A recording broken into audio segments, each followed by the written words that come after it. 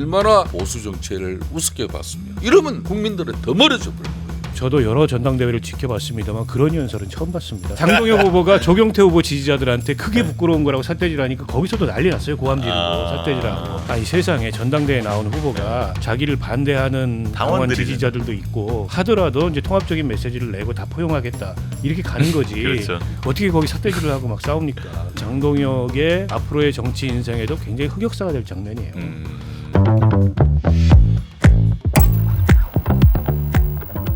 네, 이게 아무래도 뭐 이제 국민의힘 전당대회가 80대 20, 당원 80대 일반 20으로 치러지다 보니까 당원들의 목소리가 비중이 큰데 아무래도 이번 뭐 약간 지리멸렬한 모습들을 보이니까 뭐 짠물 전당대회가 될 것 같다. 그래서 뭐 이제 진성 정치 고관여층이 이렇게 투표에 많이 관여하고 뭐 아까 말씀하신 합리적 보수 이런 분들은 좀 투표를 좀 덜 할 것 같다. 이래서 찬탄보다는 반탄 후보가 될 것 같다. 뭐 이제 이런 여론들이 있는데요. 그래서 이제 어쨌든 뭐 이제 지금 뭐 22일이 되면 뭐 찬탄 반탄 후보 중에 누가 이제 결선으로 올라갈지 이런 것들이 좀 갈래가 타질 텐데, 근데 이제 사실 그렇게 되면 찬탄 지금은 이제 반탄 후보의 이제 당 대표 가능성이 높은 거 아니에요? 근데 그렇게 되면 사실 당에도 이제 사실 합리적 보수를 지향하는 이제 찬탄파들도 적지 않을 수가 있단 말이죠. 그럼 이제 이들의 움직임이 어떻게 될까? 이들이 뭐 호사가들 민주당 저 의원 한 명 만나보니까 이 사람들이 뭐 분당을 해서 중도 지향으로 나갈 가능성도 있지 않겠느냐 뭐 이제 이런 얘기도 하던데 우리 박 의원님은 어떤 그림으로 보십니까? 뭐 그런 다소는 이제 극단적인 전망도 있는데 네. 분당도 능력이 있어야 하는 겁니다. 아니 진짜 이혼도 네. 능력이 있어야 하잖아요. 그렇죠. 서로 나눠 가질 게 있어야 되고 네. 서로 나눠 가질 게 없으면 이혼을 못 해요. 근데 지금 국민의힘의 상태는 네. 분당을 할 만한 능력도 피차간에 없는 상황이 아닌가 일단 그렇게 보이고요. 결국 이제 선출되는 지도부가 누가 됐든 간에 전당대회 때의 그런 뭐 메시지 그런 비전과는 다르게 네. 막상 당의 지도부가 되면 네. 선명성만 가지고 당을 운영할 수가 없어요. 네. 더군다나 지금 같은 상황에서. 근데 결국 그 지도부가 돼서 어떤 행보를 보이느냐 이게 관건이 될 거라고 봅니다. 그러니까 지금으로 보면 김문수 후보 쪽으로 아무래도 무게중심이 쏠리는 것 같아요. 네. 그러니까 장동영 후보가 선명성 경쟁을 하고는 있지만 네. 그래도 김문수 후보가 직전까지 대선 후보였다는 그 중량감이 그게 있고 크죠. 또 지금 외부 환경이 막 압수수색하고 특검 수사가 강도 높게 들어오고 이러니까는 우리가 좀 뭉쳐야 되겠다. 흩어지면 안 된다. 근데 장동혁으로 뭉치기에는 아직은 좀 구력이 좀 부족해 보이고 그래서 더 김문수 후보 쪽으로 무게중심이 쏠리는 게 아닌가 싶고 장동혁 후보의 그 선명성 경쟁에 대한 역풍은 지난 그 대전에서의 그 연설에 부끄러운 겁니다. 그것도 있지만 본질적으로는 전환길이에요. 전환기라고 선을 못 긋고 있습니다. 오히려 전환기를 끌어안고 있고 전환기를 내세우고 있고 심지어 어제 토론회에서 재보궐선거 공천을 한동훈이 아닌 전환기를 그랬죠. 결정타가 됐다고 보는데 상대적으로 김문수 후보는 거리두기를 하고 있습니다. 그런데다가 전환길 씨가 어제 뭐 변명처럼 주워 담고 찾아왔죠. 찾아왔지만 사실상 장동혁 지지선언을 했던 거거든요. 그렇죠. 네. 그게 김문수 후보한테 결코 불리하게 작용하지 저는 않다고 봐요. 만약 결선 간다고 생각해 보죠. 그러면 조경태 안철수 후보를 지지했던 표심이 덜어는 투표를 포기하겠지만 투표를 포기하자는 표심이 어디 가겠어요. 그 전환기라고 유착된 장동혁한테 가겠습니까? 조금이라도 덜한 쪽으로 갈 것 같다. 그래서 저는 약간의 전략적 보석도 거기는 포함이 돼 있다고 보고 이제 또 만약 김문수 후보가 당 대표가 되면은 이분이 이제 경험이 많기 때문에 그렇게 치우치는 방향으로 당 운영을 하지 않을 가능성도 있어 보여요. 저는 그래야 된다고 보고 다만 그게 지금의 국민의힘의 이런 산 넘어 산 같은 상황을 바꿀 수 있느냐. 자칫하면 누가 당 대표가 되든 간에 연내에 좌초할 수 있다 이 지도부가. 왜냐하면 특검 수사가 강도 높게 들어와 가지고 당 초토화되고 그리고 여전히 뭐 이 전환길 뭐 외부에서 저런 그 일종의 극우적 그 경향성을 가지고 흔드는 그런 목소리는 계속 있고 당의 지지율은 바닥치고 지방선거 이대로 가면 못 치른다 이런 여론이 일어나면 못 버텨요. 그래서 그 가능성도 저는 배제하기 어렵다고 봐서 여러 가지 하여튼 가변성들이 있다고 봅니다. 2년을 갈 수 없다. 어떻게 보십니까? 그러니까 뭐 2년 역대 이제 민주당은 지금 뭔데 대체로 2년을 간 경우가 꽤 있지만 지금 이 보수 지정 같은 경우는 우리 당헌 당규상에 당 대표 선출되면 임기 2년이지만 네. 2년을 다 채운 당 대표는 거의 흔치 않아요. 맨날. 박근혜 때 그 저기 항우여 당 대표 정도가 그 선배는 언제적입니까, 그게 그러니까 진짜. 이제 어당팔이라는 그러니까 막 그런 정도의 막 이런 처신 아니면은 사실상 당 대표 임기 제대로 채우기 어렵죠. 그러니까 당장 지금 10개월 후인 내년 2026년 6월 3일 지방정부 선거에서 일정 수준 이상의 성적표를 내지 않으면은 상당히 당 대표가 그 자리 유지하기 어렵겠죠. 그렇죠. 그런데 문제는 말이에요. 네. 2022년 6월달에 치러진 그때 지방정부 선거, 지방선거 때는 윤석열 전 대통령이 2022년 3월 9일날 대통령 그렇죠. 당선됐어요. 네.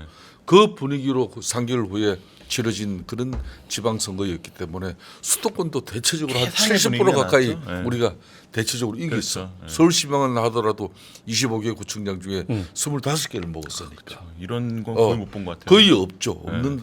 근데 이 괜찮은 지금 현재 성적표를 네. 국회 작년 총선이나 그 앞에 총선은 망쳐가지고 네. 국회의원 의석수는 절대적으로 부족했지만은 지금 지방자치단체장 같은 경우는 지난 3년 전에 꽤 많은 그럼요. 전국적으로 광역단체만 하더라도 전남북하고 제주 빼고 다 먹었어요. 그렇죠. 그러니까 이 성적표를 지금 현재 누가 유지는 당 절대 못할 대표가 것 같은데. 되더라도 네. 거기에 뭐 최소한 한 70%라도 만들어내야 되는데 그게 지금 상황에서는 매우 어렵죠. 상당히 쉽지 않아요. 그렇기 때문에 누가 되더라도 지금 현재 아마 강성지청의 뭐 지원을 받고 또 뭐 그렇게 해서 당 대표가 된다 하더라도 네.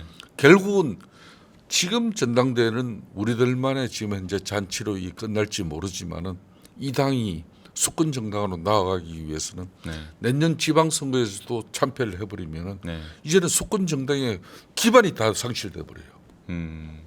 작년 4월 총선 졌죠. 그리고 지난 6.3 대선에서도 완전히 참패를 해버렸죠. 그리고 만일 내년 6월 지방선거에서도 참패를 해봐요. 이게 이제 쉽게 말하면 대선 기반이라는 게 사라져 버립니다. 다음 대선에서 엄청나게 어려워지는 거죠. 네.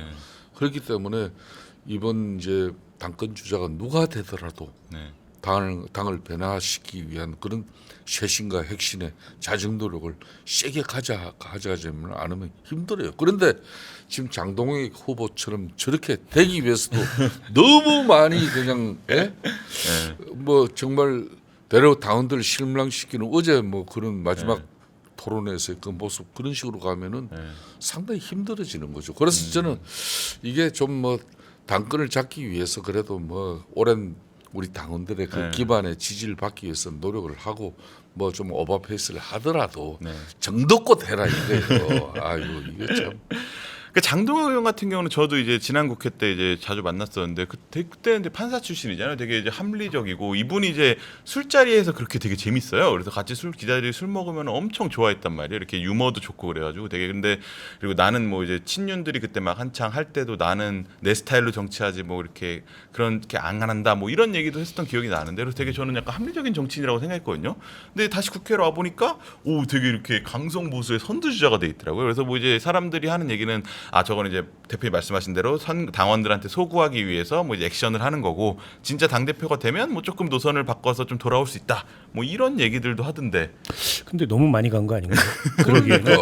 그러니까 이게 전당대회에서 약간 이제 뭐 득표를 위한 전략적 포지셔닝 정도로 이해할 수 있는 수준하고 그거 아닌데 이거는 좀 이거 선을 넘었는데 이거 좀 다르잖아요. 네. 근데 장동혁 후보는 좀 선을 넘은 느낌이 있는 데다가 저분이 이제 여러 차례 변신을 했어요. 네. 그러니까 사실은 0.5선 아무도 예상하지 못했는데 비대위 사무총장이 됐잖아요. 그랬죠. 그리고 총선의 공관위 부위원장도 하고 그랬죠. 한동훈 대표의 전격적인 발탁이었고 그 연장선에서 이 본인의 러닝메이트로 한동훈의 러닝메이트로 쏙 최고위원도 했어요.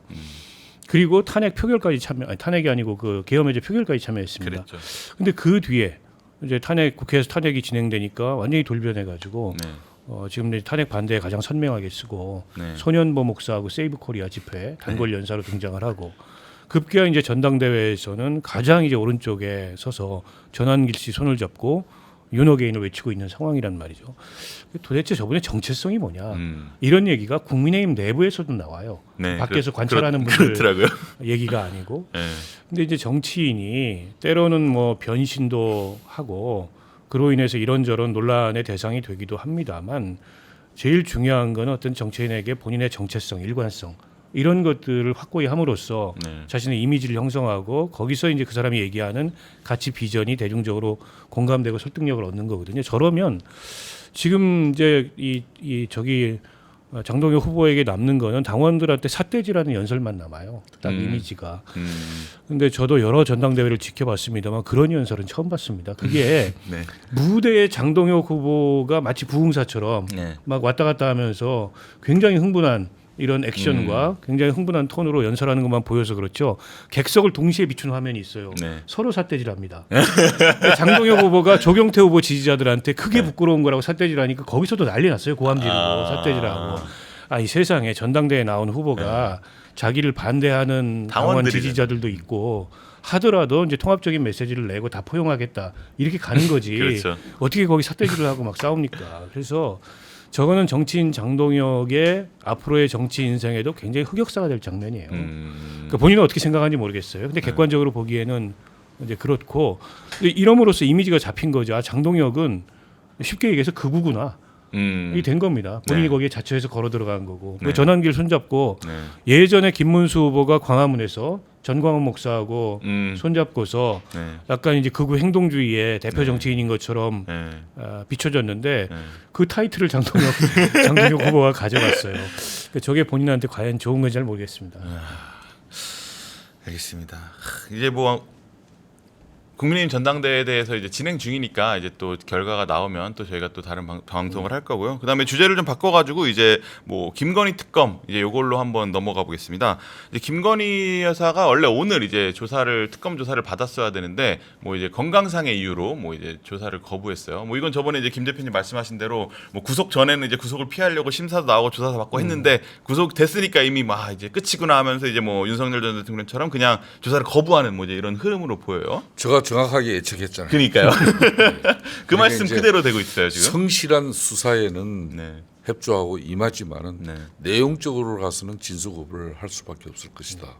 그리고 그거 이제 이렇든 저렇든 이제 기소될 수밖에 없기 때문에 기소되고 난 이후에 재판장에서 자신은 방어권 행사를 제대로 하겠다 그 이야기거든요. 네. 그럼 또 한편으로는 특검이 그동안 채집한 그런 증거나 정황들 이런 그동안 뭐 창원지검이나 또 뭐 여러 형태로 기존 중앙지검에서도 도시모터스 주가 조작이나 그리고 맹태훈 공천 개입 의혹 이런 부분에 대해서 수사한 내용들이 많이 있잖아요. 네, 그렇죠. 이런 걸 지금 특검이 어떻게 정리정돈을 하고 있고 자신한테 어떻게 적용시키려고 하는지 그 패를 보기 위해서라도 김건희 여사는 쉽게 말하면 특검 수사에 응할 수밖에 없었어요. 그렇기 때문에 일정 부분 패를 보니까 이게 지금 만만치 않은 겁니다. 네. 첫날 이제 특검의 이제 수사에 이렇게 응할 때는 이런저런 이야기도 꽤 했는데 그 다음부터 아마 이 지금 변호인들의 조력을 받고 있는데 그 셔트 마우스 닫은 것 같더라고요. 당신이 입 닫는 게 지금 최선의 방책이다. 네. 그리고 나중에 재판정 가서 우리가 이제 제대로 대응하자 이 전략이 돼버린 거예요. 그러다 보니까 지금 뭐 2차 특검 뭐 소환 수사에서는 그 뭐 이제 반나절밖에 네. 진술한 내용이 없으니까 반나절밖에 조서 열람도 그거밖에 안 될 수밖에 그렇죠. 없는 거예요. 그렇게 끝난 건데 좀 전에도 이제 이 정치의 영역이라는 것도 그럽니다. 전당대회를 앞두고 우리 국민들이 이 전당대회를 치르는 거지 바보들 지들끼리 저들 뭐 쇼하고 한 사람도 그러니까 이게 우리 보수 진영 빼고는 중도 무당층이나 그래도 합리적 국민들의 어떤 그런 사고나 인식 속에서 그래도 보수의 본산인 국민의힘이 저렇게 윤석열 전 대통령 탄핵되고 난 이후에 저런 처절한 몸부림을 통해서 국민들 앞에 새로 서기 위한 저런 노력이 있구나. 어느 후보가 오늘은 잘했는데 어느 후보가 내일은 더 공격을 세게 해서 이런 흥미와 관심이 있어줘야 그 전당대회는 그렇죠. 성공을 하는 건데 이 전당대회를 하는 목적이 뭡니까? 결론은 국민적 잃어버린 신뢰를 확보하는 목적이에요. 그렇죠. 근데 그 목적을 갖다 전혀 달성하지 못한 데는 정치를 잘못 이해한 이런 친구들 때문인 거예요. 내가 전당대회 당권 주자 중에서 이제 정치 경험이 일척하다 보니까 이 위기 상황에서 어떻게 당원들에게 아무리 민주당은 강성지청 없습니까? 다 있죠. 많죠. 네. 그런 가운데도 정치인의 도리나 상식 가지고 우리 당이 결국은 이번 전당대회를 통해서 최종적으로는 우리가 국민들에게 어필하는 그런 정당이 돼야 된다. 이런 정치의 ABCD만 알아도 적당하게 하는 건데 전한길 씨 같은 사람도 이게 정치를 언제 해봤습니까? 정치를 1년을 했습니까? 10년을 했습니까? 안 그러면 뭐 이 보수 진영에서 공천을 받은 기초위원을 강력위원을 한번 국회의원을 고사하고라도 그런 친구가 전당대회 중심에 서가지고 그냥 뭐 난리 법석을 떨어버리고 자기 때문에 이게 뭐 국민적 흥미 관심을 만들어졌다. 뭐 그렇게 얘기하죠. 나 참 그런 이야기 들어보고 큰일 나도 이만저만 큰일 난 게 아니다. 그러니까 이제 속담에 네. 될성부른 나무는 그냥 떡잎부터 이렇게 알아본다 그러잖아요. 그리고 시작이 반인데 이 정치를 갖다 얼마나 지금 이제 이 보수 정치를 우습게 봤으면 이런 친구들이 이런 지금 작태를 벌린 거예요. 이러면 국민들은 더 멀어져 버리는 거예요. 맞습니다. 그걸 갖다 당이 자정시켜내고 제대로 제어해내지 못하는 지금 이 비대위 체제 비판받아도 싼 거예요. 이게 행식적인 앞에 김용태 그냥 그 청년의 그 5대 계획안을 갖다가 그걸 갖다 뭐 앞으로 핵심위에서 녹여내겠다 그래요. 그래가지고 비대위 또 원내대표도 선출되고 그런 비대위가 됐으면은 그보다 더한 핵심위를 만들어야 되는데 이 윤희숙이라는 핵심위 위원장 이거 용두삼이 만들어 버리고 이런 과정에서 치른 전당대회 그런 친구들이 판을 친 겁니다. 저는 이런 다 정치적 영향이 어디서 나왔느냐? 바로 윤석열 전 대통령 이 사람 때문이에요. 예? 우리는 정치적으로 집권 세력으로서 국민의힘은 그 정치적인 책임을 져야 되는 거예요. 그런데 역대 이 정권이 몰락하고 이런 더군다나 탄핵까지 이루어진 이 상태에서 집권 세력이 정치적으로 책임지는 친구가 한 친구라도 나왔냐 이게. 이런 적도 처음이에요 이게. 예? 그래서 참 안타깝고 그런 친구들 책임지는 정치인의 자세와 모습이 보이지 않으니까 뭐 이런 친구들이 그냥 할겹치면서 이렇게 전당대회로 조롱거리로 만들어 버리는 겁니다. 맞습니다. 문제는 그런 친구들 등 뒤에 올라타가지고 당 대표 되고 최고위원 되겠다는 이 사람들 정말 걱정되는 거죠. 이게 보수가 예전에 새누리당 이럴 때는 이제 참 힙한 느낌도 있고 약간 그랬었는데 지금 완전히 그런 느낌이 완전히 사라진 것 같아요. 근데 또 이제 특검이 또 이제 당사 압수수색 이걸 하면서 이제 국민의힘의 당원 명부랑 뭐 이제 통일교 명부랑 비교를 해보겠다 막 뭐 이런 얘기까지 하잖아요. 그래서 사실 참 국민의힘 입장에서는 이런 특정 이런 종교에 이렇게 얽히는 모습이 참 좋은 모습은 아닌데 지금 어쨌든 강경하게 버티고 있긴 하는데 당원 명부를 뭐 결국 내야 될 수도 있는 상황 뭐 이렇게 온 것 같기도 하고. 근데 이제 특검이 그렇다고 뭐 당원 명부를 가져가겠다, 서버를 들고 가겠다 이런 게 아니고 그 불가능합니다. 그 물리력을 동원해서 해야 되는데 그 동원할 물리력도 마땅치 않을 뿐더러 정당 사무실을 그렇게 하는 거는 굉장히 여풍이 커요. 그렇죠.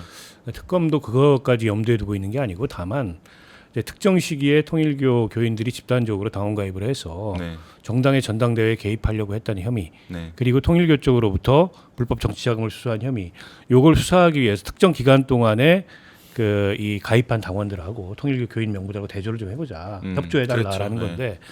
뭐 국민의힘 입장에서 지금 전당대회 치러지고 있는데 특검이 협조해달라는다고 순수히 협조하겠어요? 저렇게 나오는 건 전 당연하다고 보고. 근데 이제 정당의 당원 명부라는 것도 정당법에 따르면 범죄 수사의 필요에 따라서 당원 명부를 조사할 경우에 영장에 의해서 한다는 조항이 있어요. 정당법 24조 사항에. 그러니까 치외법권은 아니라는 거예요. 지금 전당대회 중이니까 저렇게 버틴다고 저는 이해하고 있고 또 김문수 후보처럼 그걸 잘 활용하고 있잖아요. 막 체조도 하시고 무슨 막 태권도 자세도 취하고 그랬죠. 엄청 그러고 있는데 근데 웬만하면 아무리 이제 특검이어도 정당이 이게 약간 축제잖아요. 전당대회가 원래 의미로 이제 그런 이제 행사를 치르고 있는데 당사 압수수색 같은 거 잘 안 하거든요. 근데 왜 할까? 왜 할 것 같으세요? 만만한 겁니다. 지금 국민의힘이라는 정당이 매우 만만해요. 왜냐하면 민심이 떠났어요. 국민의힘에서. 그리고 민주당이든 혹은 특검이든 좀 다소 오버한다 이런 느낌이 들어도 지금 윤석열 뭐 김건희 이런 모습들이 여론에 동시에 비춰지면서 민심은 아이고 뭘 해도 윤석열보다 낫지 뭘 해도 지금 국민의힘보다 낫지 이런 거거든요. 그렇죠. 그러니까 그게 진짜 위기예요. 만만해졌다는 게. 근데 그걸 잘 못 느끼는 것 같아요. 그래서 저거 지키자고 뭐 철야농성하고 이게 중요한 게 아니고 그건 그냥 액션에 불과한 거고 이렇게 그 민심에서 멀어지고 한마디로 이제 만만해진 네. 이제 정당이 계속되면 네. 새 지도부가 들어서도 전 백약이 무효예요. 결국 안으로부터의 어떤 성찰 쇄신 변화 네. 이게 나오지 않으면은 밖으로부터 그게 강제당할 겁니다. 밖으로부터 강제당하는 거 두 가지입니다. 정당해산 심판 청구 안 해요. 그건 오히려 정치적으로 역풍을 불러일으키기 그렇죠. 때문에 네. 하나는 특검 수사로 네. 저 당을 초토화시키는 거고 다른 하나는 내년 선거예요. 네. 선거 치료가 정당으로서 제일 무서운 치료거든요. 그러고 나면 아까 이제 김성도 대표님 전망하셨듯이 내년에 본진까지 털리고 나면 선거에서 뭐가 네. 남아요? 그때는 수권은 둘째치고 저 정당이 유지조차 불가능한 상황이 될 거예요. 그게 정작 두려운 거지. 지금 뭐 당원 명부를 특검이 뭐 어떻게 하려고 그런다. 아니 특검이 500만 당원 명부 갖다 뭐에 쓰려고 그걸 다 가지고 가려고 그러겠습니까? 그럴 생각이 없어요. 다만 특검도 여론을 의식하면서 정치적으로 수사를 합니다. 원래 특검이란 기구는 그럴 수 그래요. 있죠. 정치적 네. 수사를 하는 겁니다. 네. 근데 그 정치적 수사를 하는 특검이 왜 저럴까? 만만해서 저런 겁니다. 음. 제가 보기에는 저렇게 해도 특검한테 데미지가 안 오고 오히려 국민의힘의 데미지가 더 크게 간다. 이걸 다 읽고 있어요. 그게 진짜 국민의힘의 위기다.